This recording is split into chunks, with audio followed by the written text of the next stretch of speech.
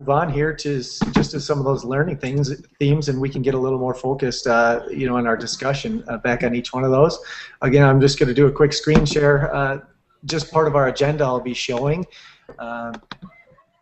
And what it'll show is just, you know, who in our group is in which learning theme, just so everybody knows and understands what we're talking about here. So you see the assessment learning theme. All 5 of us are involved in that.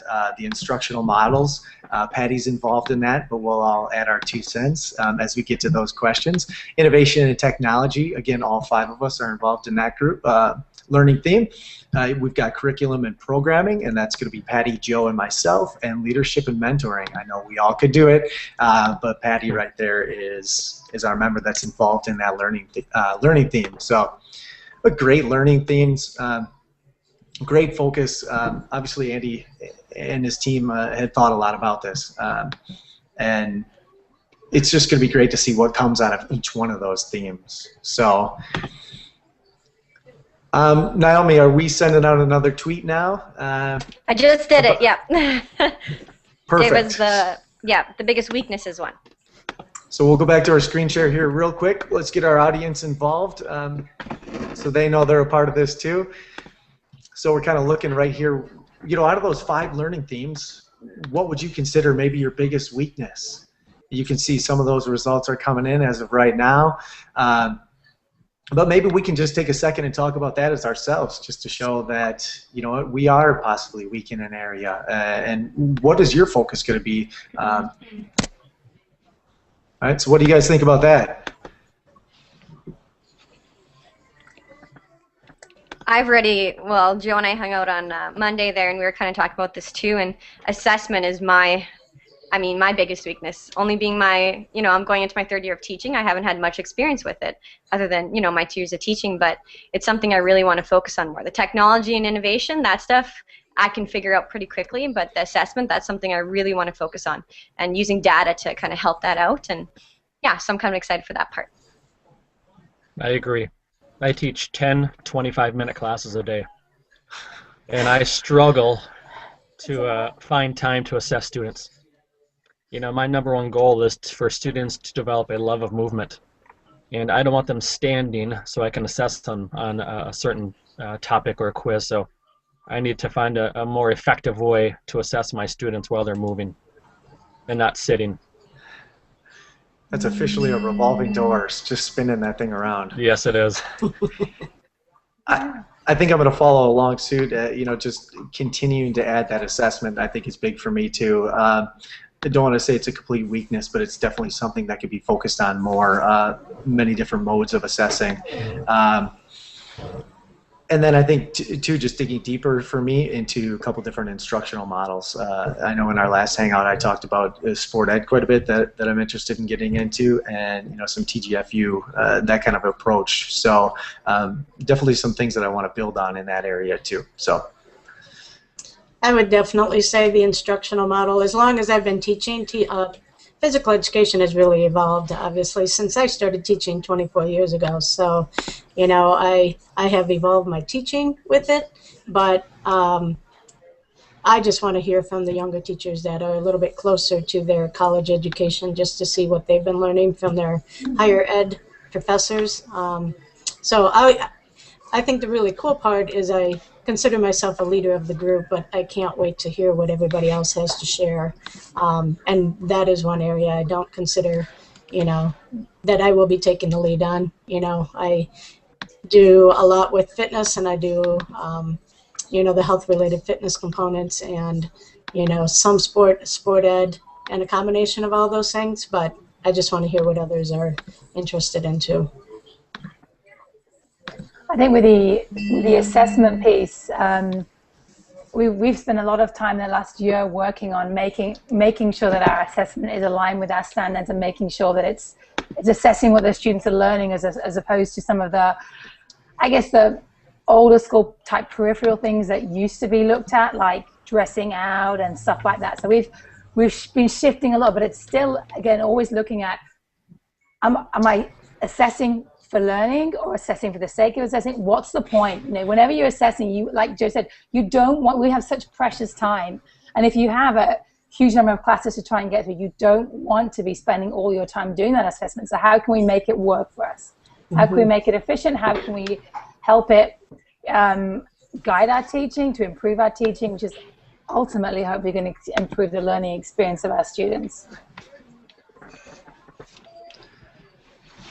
Well, it sounds like there's an assessment theme. Let's roll right into that learning theme right now. I was going to say, on our poll, we've got, out of 4 votes, 4 have said assessment. No one else has said anything else, so yeah. Wow. Yeah. Interesting.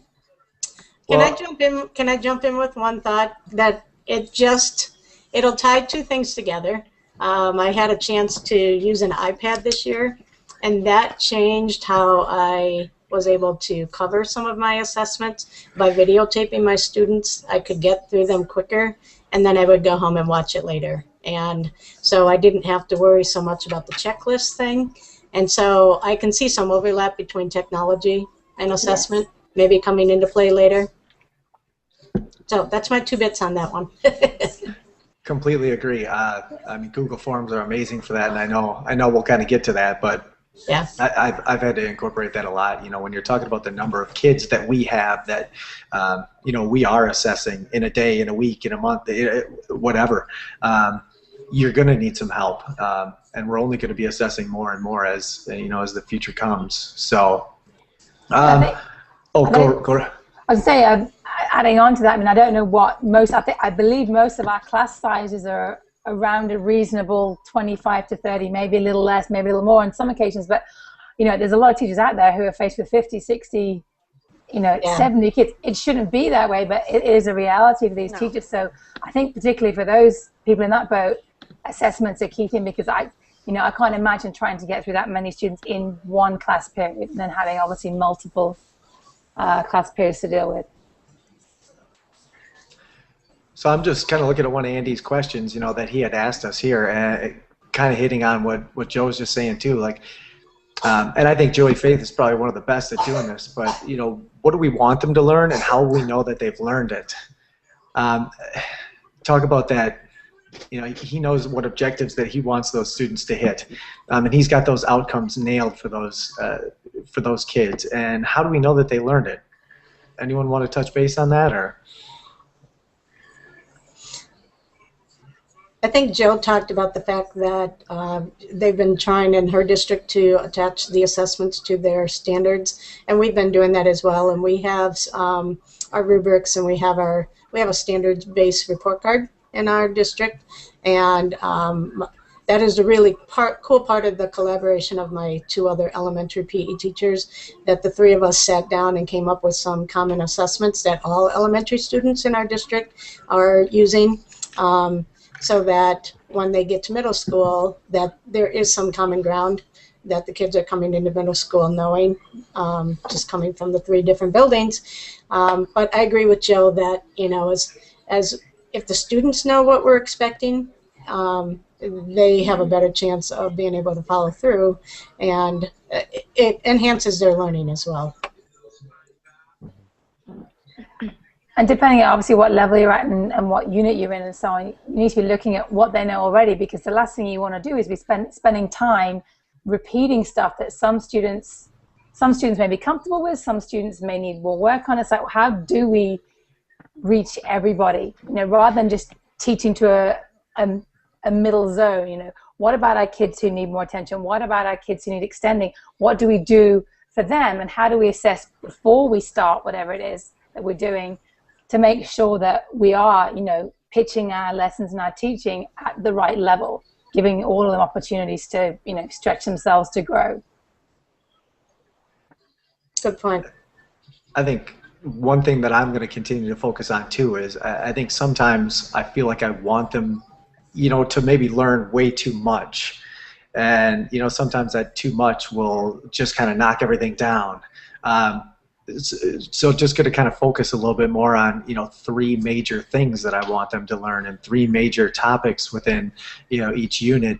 And boy, another thing I think I've learned from last year too is how can I post it up where every kid can see it? Because I watch Andy Vasily on some of the things that he posts around his gym, and it just blows me away. And it's such an easy thing to do. And it's like, how did I overlook that? Right. But, Yeah. you want them to do this, this, and this, and they can see maybe the different levels where they're at and where they need to be. So I think it is just important to make it visual for kids, however you want to make it visual. But Andy's little whiteboards and big Post-it notes and just just kind of slap them up on the wall, and he leaves them there all unit. So yeah, unbelievable. So so that's one of my focuses, I think, in that area. Yeah, I know, and like you said too, I really like that idea. And I mean, what I want to do too is have my rubrics, like most of my students, they see the rubrics ahead of time, but I want to have those posted. And we, in our division, we have like our big idea that we have for the students. So what do you want to know in 40 years? What are you going to remember in 40 years about this unit? So your big idea. And having that posted, and I have those posted, and then we have our essential questions posted about the unit that we're doing. But even just having daily, like writing on the whiteboard, what are we doing today? But then having the students be involved in that, like Andy has on his part. So yeah, like you said, Matt, too, that's something I want to focus on a little bit more as well, amongst other things. But yes. Yeah. And then finally, what I do is I ask the kids, what do you want to know about this unit? That's a great point. What do you want to remember? Yeah. Because really, we're here about the kids. It's not about us. It's about the students. And what do you want to know? And to me, that drives my lessons, is what the students want to know and what they're going to remember. Yeah, that's a good point. That's an excellent point, because the last thing you want to do is miss out some information that they want to learn about. Again, you're making it more individual by it's a two-way street. It's not just us delivering to them. It goes both ways, and we want to make sure we haven't missed anything out. So that's an excellent point. That was another thing I learned just at the end of the year with one of my health classes. I gave them a blank rubric, and I said, you guys just have to fill in this rubric, and then you build your assignment and you build your project around the rubric that you made. And it was amazing what the students came up with. And again, it's kind of finding out how to use that in a physical education setting too. But when they can drive and be in control of what they want to create, and then they know what they need to put in there, and it was unreal, the stuff they came up with. So it's very empowering for them. Yes.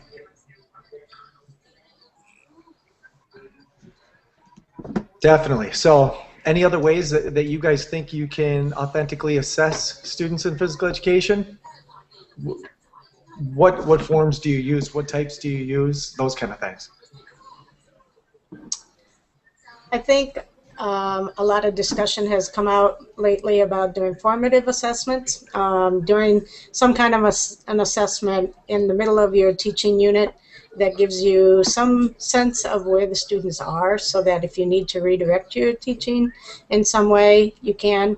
So like one example I do real quick is if I'm teaching my students about offsides and I do an assessment about offsides, I can really find out which kids do know it, and if I have a chance to set up some mini games, those that understand offsides can go ahead and do that, and then those that need a little bit extra help, then I can guide my teaching that way. So that's formative assessments.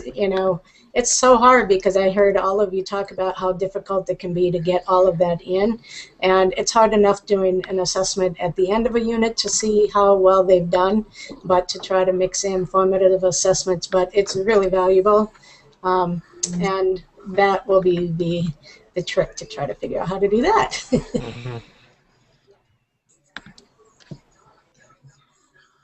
Mm-hmm. I mean, I guess just going back on it too, how do you continue to involve your students? Because the more that they're in charge and the more that they can number one, help you. Number one, the second part is how can they help each other? So I mean that peer feedback is unreal, and setting up your class so you can have that peer feedback. Whether it is through a specific assessment where they're graded, or whether it's informal assessment, either way, but using them and continuing to use them, whether they're just giving a self check as an exit slip or whatever it is, but just sitting down and thinking about what happened today, where am I at, and what can I do. I guess it's always finding that time to do it. Like Joe said, I've got 25 minutes, bang, bang, bang, bang, bang. How can I make this happen? And that's something that we, of course, get to discuss over the next coming year here. But But I mean, I just think we've got to start using our students as much as we can, because that feedback is very important for them. Right. And I think about two things. I think about continuous challenges. If I'm an expert in an activity, I'm going to get bored soon. So I need to offer continuous challenges. And then secondly, it has to be meaningful for them. I always think, what's in it for me? And I want it to be meaningful for them. And then if it is, they're going to want to come back excited the next time I see them. I want to see smiling faces every time they enter the gym. If not, then I'm doing a disservice. If it's a bad lesson, it's my fault, not their fault. But that's my own philosophy. And I like what, following on from that is, what Joey's done with some of the QR code posters in some way. They've got different levels. So, okay, if level 1 and level 2 I'm there, at least I know there's a further step that I can take on. So that's right. How do we continue to keep our students challenged? And again, like what Matt just said about, having the students create their own blank rubric. That's a wonderful idea. The more ownership they have, the more buy-in they're going to have. And when we've included our students doing the assessment, do peer assessments in particular, using some of the video things like Coach's Eye and so on, it's had a great effect. They want to be involved. And it helps the learning process. Hey, Joe, I know you're one of those people that have 30 hours in the day. I smell a blog post coming up here. I can't find 30 hours in my day, but for some reason you've got 30 hours in every day, 7 days a week. I think she goes back to England, so she has Time more hours. So we've talked about that time travel, so I know something's going on. I've got my TARDIS out the back somewhere. All right.